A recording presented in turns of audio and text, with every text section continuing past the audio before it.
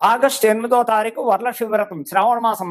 ఆ శ్రావణ మాసం మొత్తం ఆడవాళ్ళు ఎంతో విధి విధానాలతో చక్కగా శుక్రవారాలు, మంగళవారాలు చక్కగా విధి విధానాలతో ఎంతో అందంగా ముత్తైదులను పిలుచుకోవడం. మంగళవారం అవుతే శ్రావణ మంగళవారం నాడు చేసేది ఏమిటంటే సాయంకాలం వెళ్ళి ముత్తైదులను పిలుచుకుని శనగలు, పళ్ళు, తాంబూలం అలాగే అన్ని పెట్టుకుని ముత్తైదులకు పసుపు రాసి, కాళ్ళకు పసుపు రాసి, గంధం పెట్టి, బొట్టు పెట్టి వాయినాలు ఇచ్చుకుని ఆయన అయితే శ్రావణ మాసం అంతా శుక్రవారం వరలక్ష్మి వ్రతం నాడు చేయవలసిన పండగ ఏమిటయ్యా అంటే తెల్లవారుజామునే లేవడం, చక్కగా ఇల్లంతా శుభ్రం చేసుకోవడం, దేవుడి మందిరం శుభ్రం చేసుకోవడం. ఆ వేళ విధి విధానంగా ఇంట్లో చేయవలసిన పని ఏమిటయ్యా అంటే కలశ స్థాపన చేసుకోవాలి. ఉదయం కలశ స్థాపన చేసుకుని ఒక పీట వేసి, దేవుడి మందిరంలో పీట వేసి, ఆ పీట మీద పద్మం వేసి, ముగ్గుతో పద్మం వేసి, వరిపిండి కానీ ముగ్గు కానీ పద్మం వేసి, ఆ పద్మం మీద కలశం పెట్టుకుని ఆ కలశంలో ఇన్ని నీళ్లు, పసుపు నీళ్లు వేసి, ₹1 కాని వేసి, దాని మీద మామిడి కొమ్మలు పెట్టి, ఆ మామిడి కొమ్మల మీద కొబ్బరికాయ పెట్టి, ఆ కొబ్బరికాయ మీద పైన కలశం ఎర్రని గుడ్డ చుట్టి చక్కగా కలశం మీద పెట్టి ఓ పువ్వు, చామంతి పువ్వా, గులాబీ పువ్వా పెట్టి విధి విధానాలతో చక్కగా ముత్తైదులను పిలుచుకుని వరలక్ష్మి వ్రతం విధి విధానం ఏ విధంగా చేయాలి అంటే ఆ అమ్మవారి నామాలు చదువుకోవడం. పసుపు గణపతి, హరిద్రా గణపతిని ఫస్ట్. హరిద్రా గణపతి అంటే పసుపుతో చేసే గణపతిని హరిద్రా గణపతి అంటారు. ఆ గణపతిని తయారు చేసి ఆ బియ్యం మీద పెట్టి, ఆ బియ్యం చక్కగా ఆ ఫస్ట్ వినాయకుడు సంకల్పం చెప్పుకోవడం, వినాయకుడు నామాలు చదువుకోవడం, తరువాత వరలక్ష్మి వ్రతం నామాలు చదువుకోవడం. ఆ నామాల యొక్క వరలక్ష్మి వ్రత కథ చక్కగా సాంప్రదాయ ప్రకారంగా షోడశోపచారాలతో సహా చేసుకుంటూ పూజ అయిన వెంటనే హారతలు, నివేదనలు ఏమిటయ్యా అంటే అక్కడ బూర్లు, పులిహార, క్షీరాన్నం, రకరకాలు పిండి వంటలు ఏమైనా చేసుకోవడానికి ఆస్కారం ఉంది. ఎన్నో విధాలుగా వరలక్ష్మి వ్రతం సాంప్రదాయం ఏమిటయ్యా అంటే ఎన్నో విధి విధానాలకి రకరకాలుగా చేసేందుకు శ్రావణ మాసం అంతా పర్వదినం, ఎంతో పర్వదినం ఇది. ఈ పర్వదినం అంటే ఏమిటయ్యా అంటే ఎంతో చక్కగా ఎన్నో విధి విధానాలతో ఆడవాళ్ళంతా ఎన్నో రకాలుగా చేసుకుంటూ ముత్తైదులను పిలుచుకొని తాంబూలాలు చక్కగా తయారు చేసి శనగలు వాయినాలు, శనగలు ప్రతి పల్లెల్లోనూ పెట్టి స్తోమతను వాళ్ళు చీర జాకెట్ పెట్టచ్చు, లేని వాళ్ళు ఒక జాకెట్ పీసు, ఎర్ర జాకెట్ పీసు, పసుపు కుంకుమ, గాజులు ఇటువంటివన్నీ పెట్టి చక్కగా ముత్తైదులందరికీ కాళ్ళకి పసుపు రాసి, గంధం రాసి, బొట్టు పెట్టి వాళ్ళకి ఆ వాయనం ఇచ్చి వాళ్ళ చేత ఆశీర్వచనం తీసుకుని ఇలా చేయడం వల్ల ఎందుకయ్యా శ్రావణ మాసమే ఆడవాళ్ళు ఈ విధి విధానం అంతా ఆడవాళ్ళు దేశవ్యాప్తంగా ఎందుకు చేస్తారయ్యా అంటే దీనికి కారణం పార్వతీదేవి. ఈ పార్వతీదేవి అప్పుడు ఆ మహాతల్లి శ్రావణ శుక్రవారాలు, శ్రావణ మంగళవారాలు ఆ మహాతల్లి చేసి ఇప్పుడు ఈ కలియుగం వచ్చాక, ఈ తరం వచ్చాక అది కంటిన్యూ అవుతూ ఉంది. ఆ మహాతల్లి, ఆ పార్వతీదేవి ఉదయమే లేచి ఇల్లంతా శుభ్రం చేసుకుని ముత్తైదులు అందరినీ పిలిచి చక్కగా వరలక్ష్మి వ్రతం కథ విధి విధానాలు అందరికీ విన్నవించి తర్వాత ఇలాగే పాదాలకి పసుపు రాసి చక్కగా గంధం పెట్టి వాయినాలు, శనగల వాయినం ఇచ్చి ఆవిడ భోజనాలు కూడా పెట్టి ఎంతో మంది సత్కరించి ఆ ముత్తైదులు అందరి చేత ఆశీర్వదింది. అదే విధానంగా ఇప్పుడు చేయవలసిన కార్యక్రమం ఏమిటంటే హిందూ ధర్మం సాంప్రదాయ ప్రకారంగా ఈ శ్రావణ మాసం ఆడవాళ్ల పండగ విపరీతంగా చక్కగా చేసుకుంటారు. దీనివల్ల ముత్తైదువులుగా భర్తల కోసం, పిల్లల కోసం, ఇంట్లో ఆయురారోగ్యాల కోసం అనేక విధాలుగా ఆ అమ్మవారిని కొలుస్తూ ఆ లక్ష్మీదేవి, ఆ వరలక్ష్మీదేవి వ్రతం నాడు ఇంటి క్షేమం కోసం, ఇంట్లో ఆరోగ్యాల కోసం, పిల్లలు చదువుల కోసం, అన్నిటి కోసం ఈ వ్రత విధానం పాటించడం వల్ల భర్తకి, పిల్లలకి అనేక రకాలుగా బాగుంటుందని చెప్పడానికి ఆస్కారం ఉంది. ఈ శ్రావణ మాసం ఎంతో ఉత్తమైంది. అలాగే రేపు 16వ తారీఖు కృష్ణాష్టమి వస్తోంది. 16వ తారీఖు కృష్ణాష్టమి నాడు మధురలో ఎంతో వైభవంగా చేస్తారు కృష్ణాష్టమి. మధురలో చేసే కృష్ణాష్టమి లక్షల మంది ఎంతో మంది భక్తులు వచ్చి ఆ కృష్ణ పరమాత్మ వేడుకలు చూసి నాట్యాలు, కోలాటాలు రకరకాలుగా చేస్తూ ఆ పరమాత్మని సేవించుకుంటూ దర్శనాలు చేసుకుంటూ లక్షల మంది వస్తుంటారు. అలాగే ప్రతి చోట, ప్రతి స్టేట్లోనూ ఈ కృష్ణాష్టమి విధి విధానం ఎలాగయ్యా అంటే రాత్రి వేళ చేసే పండగ ఇది, పగల చేసే పండగ కాదు. రాత్రి ప్రతి చోట చక్కగా ఉట్టిలు కట్టడానికి చక్కడికి పైన కర్రలు కట్టి ఆ కర్రకి ఉట్టిలు వేలాడి తీసి చక్కగా పిచికారీలతో కానీ నీళ్ళ మగ్గుతో బకెట్లతో నీళ్లు పెట్టుకుని అక్కడ ఆ రాత్రి 7-8 నుంచి రాత్రి 10-11 దాకా చక్కగా ఈ కృష్ణాష్టమోత్సవ మహోత్సవం ఎంతో బాగా చేస్తారు. ఈ కృష్ణాష్టమి అంటేనే పర్వదినం చాలా గొప్పదని చెప్పడానికి ఆస్కారం ఉంది. ఆ వేళ రాత్రి ఆ కృష్ణ పరమాత్మకు ఉట్టి కొట్టడం, ఆయనకి వెన్న అంటే మహా ఇష్టం. ఆ వెన్న ముద్దలు నైవేద్యం పెట్టి అందరూ చక్కగా అందులో చక్కెర వెన్న వేసి ఆ ప్రసాదం స్వీకరించడం వల్ల కూడా ఇస్కాన్ టెంపుల్లో ఇవి అన్ని బెంగళూరు అనగా హైదరాబాద్ అనగా ఎక్కడ చూసిన ఇస్కాన్ టెంపుల్లో కలకల్లాడుతూ ఈ పండుగ ఎంతో ఆనందంగా ఉత్సాహంగా చేస్తారు. దాన్ని విధి విధానాలతో భక్తులందరూ లక్షలాది మంది ఆ దేవాలయాలకు వెళ్ళడం, చక్కగా కోలాటాలు చూడడం, చక్కగా సంబరాలు చూడడం, అనేక విధాలుగా కృష్ణాష్టమి అంటేనే ఎంతో పవిత్రమైన పండగ అని చెప్పడానికి ఆయన మహానుభావుడు. ఆయన్ని ఫస్ట్ అన్నిటికీ కారకుడు, లయకారకుడైన దేనికైనా దశావతారాల్లో ఎత్తిన ఏ అవతారం చూసినా ఆ పరమాత్మ చేసేది ఇంత అంతా కాదు. ఒక్క అవతారం కాదు ఆయనది, ఎన్నో అవతారాలు, దశావతారాలు ఎత్తుతాడు. ఒక్కొక్క యుగంలో ఒక్కొక్క రకంగా ఒక్కొక్క అవతారం ఎత్తి ఆయన ఏ పరిస్థితుల్లో ఎక్కడ ఏది వచ్చినా ఆయన సంహరించడానికి కూడా ఉగ్రనరసింహుడు అవుతాడు. అలాగే రకరకాల విధి విధానాలతో ఏ టైంలో ఎక్కడ ఆపద వచ్చినా ఆపదకు వెళ్ళి వాళ్ళు అనేక రకాల ఇబ్బందులను చూసి, అలాగే సుభద్రాదేవికి ఆయన రక్షాబంధం కట్టి ఎంతో చక్కగా చేస్తాడు. అనేక రకాలుగా ఎన్నో ఈ కృష్ణాష్టమి వేడుకలు చేసుకోవడానికి చాలా మంది భక్తులు, అనేక లక్షల మంది, కోట్ల మంది దేశవ్యాప్తంగా ఈ పండుగ చేసుకుంటారు. ఈ పర్వదినం నాడు చేసేది 16 కృష్ణాష్టమి నాడు చాలా ఉత్తమమైన పండుగని చెప్పడానికి ఆస్కారం ఉంది. అలాగే 9వ తారీఖు రాఖీ పౌర్ణమి. ఈ 9వ తారీఖు రాఖీ పౌర్ణమి వస్తోంది కాబట్టి ఆ వేళ ఎవరయ్యా అంటే అది కూడా శ్రీకృష్ణ పరమాత్మ దగ్గర నుంచే వచ్చింది, పార్వతీదేవి దగ్గర నుంచి. ఇలాగా శ్రీకృష్ణ పరమాత్మ సుభద్రాదేవికి దగ్గరికి వెళ్ళి రాఖీ పౌర్ణమి కట్టించుకుని చక్కగా ఆ చెల్లెలకి తగిన చక్కగా పసుపు, కుంకుమ, చీర, జాకెట్టు, తాంబూలంలో అన్ని పళ్ళు కాయలు ఇచ్చి రక్షాబంధనం కట్టారు. రక్షాబంధనం అంటే దాని అర్థం ఏమిటాయి అంటే అన్నా చెల్లెళ్ళ బంధం, అక్కా తమ్ముళ్ళ బంధం. ఆ బంధం ఎలాంటిదంటే అపురూపమైన బంధం. ఈ ఇంత అంత అని కాదు అక్కడ చెప్పడానికి. ఆ బంధం ఏంటంటే చెల్లికి అన్నగారు అభయహస్తం, అక్క చెల్లి నేనున్నా, నాకు రక్షాబంధనం కట్టావు కాబట్టి నీకు ఇగో నాకు చేతనైంది కానుక నీకు ఇస్తున్నాను, ఇది తీసుకుని నాకు చక్కటి భోజనం పెట్టి నీకు నేను ఆశీర్వదిస్తున్నాను అని చెప్పే బంధం. రక్షాబంధనం అంటేనే ఎంతో పవిత్రత. అక్కడ అన్నా చెల్లెళ్ళే కట్టుకోవాలని లేదు, ఫ్రెండ్షిప్ లో కూడా చక్కగా ఒక అమ్మాయి వచ్చి అన్నగా భావించి చక్కగా రాఖీ కట్టించుకుని ఆయన తోచింది డబ్బుల రూపాయన అవ్వచ్చు, చక్కగా లేదా బట్టల రూపాయన అవ్వచ్చు, ఆ అమ్మాయికి కానుక ఇస్తారు. అలాగే ఆ అమ్మాయి కూడా అన్నకి స్వీటో ఏదో ఇచ్చి ఆ రక్షాబంధనం కట్టించుకుని ఆశీర్వాదం తీసుకుంటుంది. ఒక అన్నా చెల్లెళ్ళే కట్టుకోవాలని లేదు. అక్కడ ఆప్యాయత, అభిమానం, బంధుత్వ బాంధవ్యాలు పెరగాలంటే ఈ రక్షాబంధనం వల్ల ఎంతో ఉపయోగం ఉంది. ఎన్నో రకాల సాంప్రదాయాలు ఉన్నాయి. దానివల్ల ఆప్యాయత, బంధుత్వ బాంధవ్యాలు పెరగడం ఎంతో ఉపయోగపడుతుంది. రాఖీ పండుగ అంటేనే అంత పవిత్రత. ఇంకోటి జంధ్యాల పౌర్ణమి కూడా ఆ రోజే. బ్రాహ్మణులు అన్న వాళ్ళంతా వైష్ణవులు అనగా, వైశ్యాస అనగా, ఎవరైనా చారీలు అనగా ఆ వేళ యజ్ఞోపవీతం, నూతన యజ్ఞోపవీతం వేసుకుని చక్కగా సంకల్పం చెప్పి ఆ యజ్ఞోపేతం వేసుకుంటూ ఆ గాయత్రి మంత్రాన్ని 11 సార్లు స్మరించి పాత యజ్ఞోపేతం ఉండగా కొత్త యజ్ఞోపేతం వేసుకుని ఆ పాత యజ్ఞోపేతం పక్కన పెట్టి రాఖీ పౌర్ణమి అదే జంధ్యాల పౌర్ణమి అంటారు, దాన్నే రాఖీ పౌర్ణమి అంటారు, అన్నా చెల్లెళ్ళ బంధం అంటారు. అనేక రకాలుగా ఆ పౌర్ణమి నాడు ఎన్నో రకాల ఉపయోగాలు ఉంటాయని చెప్పడానికి ఆస్కారం ఉంది. ఇది శ్రావణ మాసంలో చేయవలసిన పండగలు, చక్కగా ఈ పండగలు. అలాగే ఇంకా ఈ 27వ తారీఖు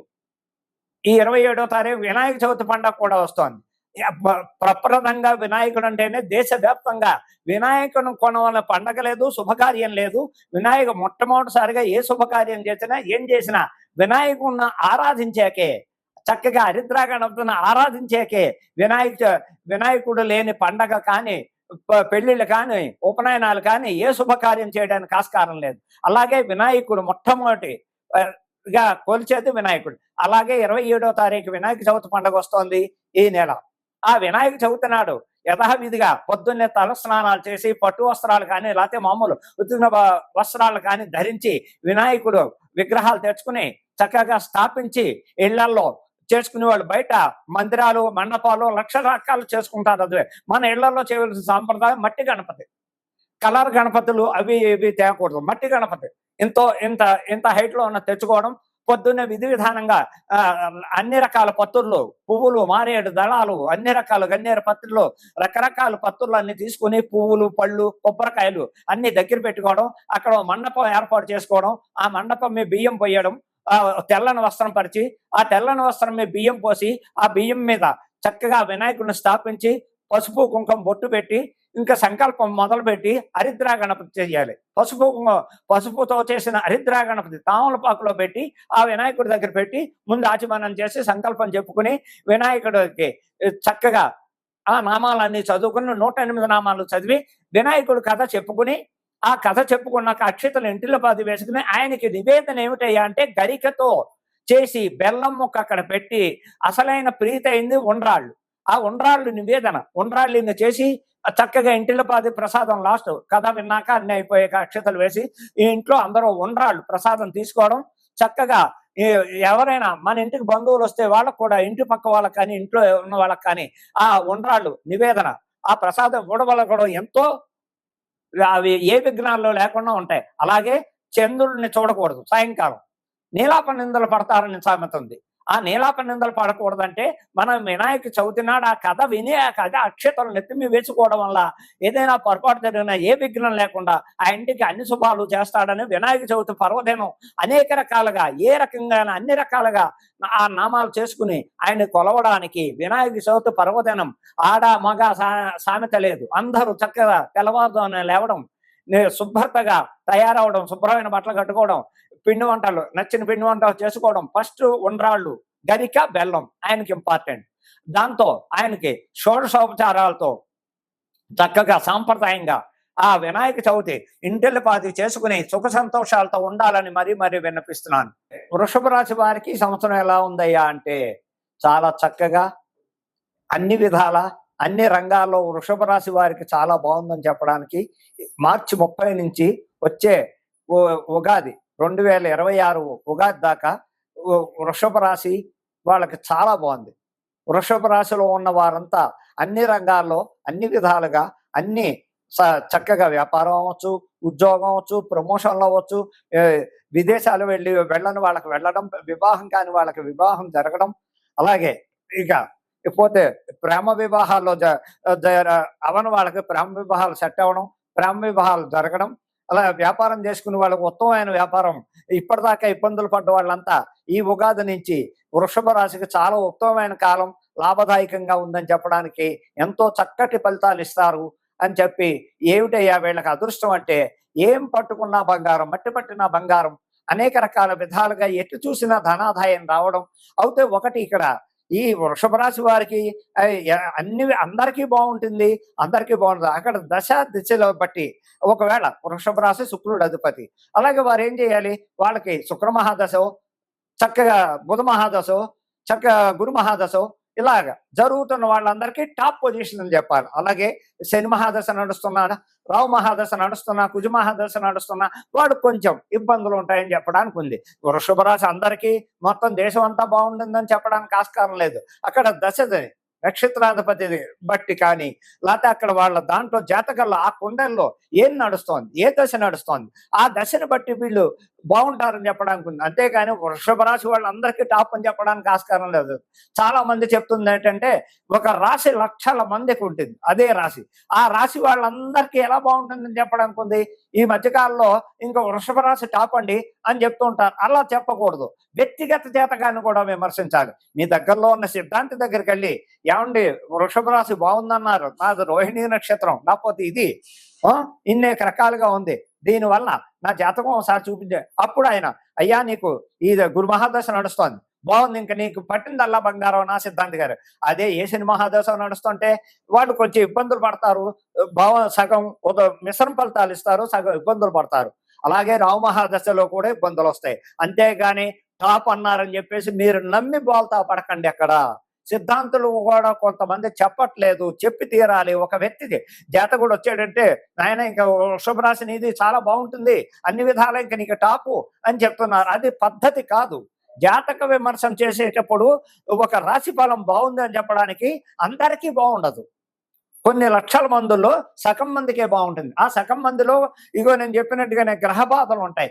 ఆ గ్రహ బాధలను కూడా మనం అక్కడ చూసుకోవాలి. ఏ విధంగా ఉంది, ఏ గ్రహం బాగుంది, ఏ గ్రహం బాగోలేదు. అలాగే వృషభ రాశి వాళ్ళంతా చిటికిన వేలుగా డైమండ్ పెట్టుకోవడం వల్ల కూడా ఉత్తమమైన ఫలితాలు ఇస్తాయి.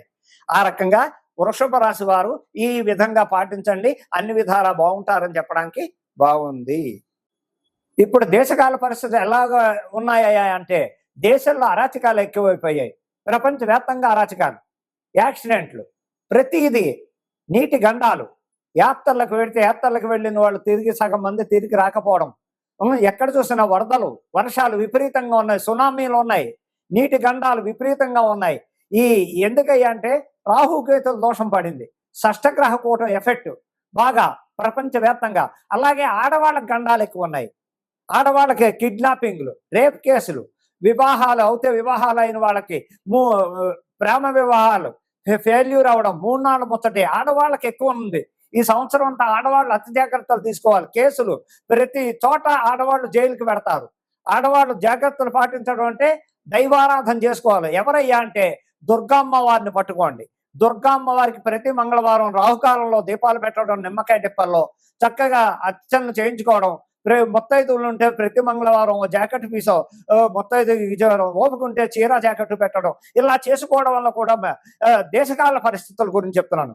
ఇక రాజకీయ పరంగా చూస్తే, రాజకీయ పరంగా చాలా అసహ్యంగా ఉంది. ప్రపంచవ్యాప్తంగా భారతదేశం అంతా ఆర్థిక ఇబ్బందుల్లో పడిపోతోంది. పడింది కూడా ఆర్థిక ఇబ్బందుల్లో. ప్రతి చోట, ప్రతి స్టేట్లోనూ రాజకీయంగా చూస్తే పరిపాలనా విధానం ఎక్కడా బాగోలేదు. పరిపాలన చేసే విధి విధానాలు, ఏ మంత్రి ప్రజలను పట్టించుకోవట్లేదు. ఏ స్టేట్ లో చూడండి, ఎక్కడ చూడండి, ఈ రాజకీయ నాయకులు స్వార్థపరులు అయిపోయారు. వాళ్ళు డబ్బు పోగొట్టుకోవడమే, ప్రజా పరిపాలన చేయట్లేదు. ప్రజల దగ్గరికి వెళ్ళి వాళ్ళకి ఇవ్వవలసిన ఫండ్స్ ఇవ్వడం కానీ, వాళ్ళ మంచి చెట్లకు అనుకోవడం కానీ, ఇళ్లంపటి వెళ్ళి ఎలా ఉంది, కాలనీకి వెళ్ళి ఎలా ఉన్నారు ప్రజలు, ఏ విధంగా ఉన్నారు, ఇల్లు కాలిపోతే ఇల్లు కాలిపోయిన వాళ్ళకి, ఇల్లు లేని వాళ్ళకి ఇల్లు, లేకపోతే ఏదో విధంగా వాళ్ళకి రకరకాల సహాయాలు చేయవలసిన ఫండ్స్ వచ్చినా కూడా వీళ్ళు ఆ ఫండ్స్ ని ప్రజలకు ఇవ్వకుండా వాళ్ళే మింగేస్తున్నారు. ఎక్కడ చూసినా, ఏ రకంగా చూసినా రాష్ట్ర పరిస్థితి చూస్తే తెలుగు రాష్ట్రాల్లో అస్సలు బాగోలేదు. తెలుగు రాష్ట్రాల్లో, ఆంధ్ర రాష్ట్రంలోనూ చండాలంగా ఉంది పరిపాలన, తెలంగాణలోనూ పరిపాలన బాగోలేదు. ఇకపోతే ఇక్కడ కొంతమంది ముఖ్యమంత్రులు మారడానికి అవకాశం ఉంది. సంవత్సరంలో కొంతమంది ముఖ్యమంత్రులు ఇళ్లకు వెళ్ళేది కనపడుతోంది కొన్ని చోట్ల, కొన్ని స్టేట్లలో. కొంతమంది ముఖ్యమంత్రులు, 2 ముఖ్యమంత్రులు రీడింగ్ మంత్రులకి ప్రాణకాండం ఉంది. వాళ్ళు జాగ్రత్తలు పాటించాలి. అలాగే నరేంద్ర మోడీ గారికి కూడా, ప్రధానమంత్రి అయినటువంటి నరేంద్ర మోడీ గారికి కూడా అనారోగ్యంగా, ఆయనది వృశ్చిక రాశి, అనురాధ నక్షత్రం, రాహు మహాదశలో ఉన్నారు. వారు అవుతే ఆయన దైవారాధన కాశీ విశ్వేశ్వరుడికి చాలా చక్కగా చేసుకుంటారు కాబట్టి గ్రహ బాధలు. అలాగే భద్రతా దళం వలన నరేంద్ర మోడీ గారికి ఇబ్బందులు ఉన్నాయి, వారు అతి జాగ్రత్త పాటించాలి. అలాగే ఆంధ్రప్రదేశ్ ముఖ్యమంత్రి చంద్రబాబు నాయుడు గారికి అనారోగ్య రీత్యా ఇబ్బందులు ఉన్నాయి. వారికి కూడా ఈ సంవత్సరం ప్రాణంతో చెలగాటం, ఇబ్బందులు వస్తాయి. వారు కూడా జాగ్రత్తలు పాటించాలి. అందుకని ముఖ్యమంత్రులకి సగం మందికి 2 ముగ్గురు, అలాగే సినిమా ప్రపంచం అంతా అట్రఫ్లాప్. సినిమా రంగంలో ఉన్న వాళ్ళకి అతి కష్టాలు. సినిమా పెద్ద ప్రొడ్యూసర్లు అప్పులు పాలవడం, ఆత్మహత్యలు చేసుకోవడం, హీరోయిన్స్ అతి కష్టాలు. ఇంక హీరోయిన్స్ ఉన్నారు, అతి కష్టాలు భరించాలి. వీళ్ళకు కూడా దినదినగండం 100 ఏళ్ల ఇష్యూ. సినిమా రంగం కూడా వచ్చే మార్చి వరకు అతి జాగ్రత్తలు పాటించండి. హీరోలకు ఇబ్బందులు ఉన్నాయి, ఈ హీరోయిన్లకు ఇబ్బందులు ఉన్నాయి. వారికి కూడా జైలుకి వెళ్ళాడు. ఈ డ్రగ్స్ విషయంలో కానీ, వీటిల్లో కానీ, ఎందులో అయినా కొంచెం ఇబ్బందులు వస్తూ జైలుకి వెళ్ళడం, జైలు పాలు అవడం జరుగుతూ ఉంటుంది. అలాగే రాజకీయ నాయకులు కూడా చాలా మంది మంత్రులు జైలుకి వెళ్ళడం, ఇలాంటివి జరుగుతూ ఉంటాయి. అతి జాగ్రత్తలు పాటిస్తూ దైవారాధన చేసుకుంటూ ఉంటే కూడా దేశకాల పరిస్థితుల్లో చెప్పాలంటే మొట్టమొదటిసారిగా ఆడవాళ్ళందరూ జాగ్రత్త పాటించండి. కిడ్నాపింగ్లు ఉన్నాయి, రేప్ కేసులు ఉన్నాయి, ఇలాగే దొంగతనాల కేసులు ఉంటాయి, వీళ్ళ మీద మర్డర్ కేసులు ఉంటాయి. ఆడవాళ్ళు 80% జైలుకి వెళ్ళేది కాలం ఈ సంవత్సరం అంతా ఎక్కువగా కనపడుతుంది. కాబట్టి ఆడవాళ్ళంతా అర్థం చేసుకుని జాగ్రత్తలు పాటించండి.